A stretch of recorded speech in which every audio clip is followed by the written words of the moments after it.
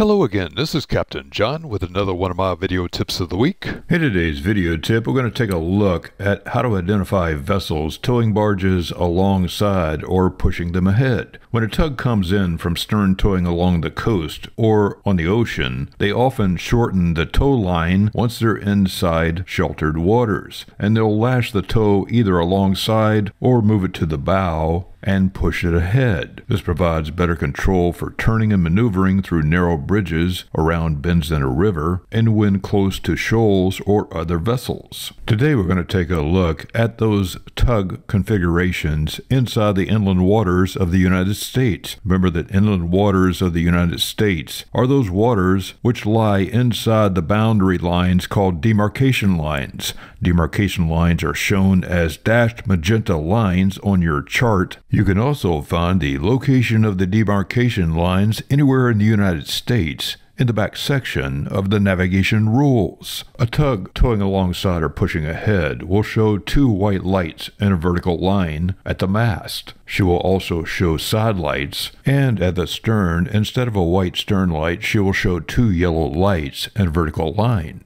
The barge will show side lights and a light called a special flashing light between the two side lights. Notice that this special flashing light is yellow and it flashes 50 to 70 times per minute.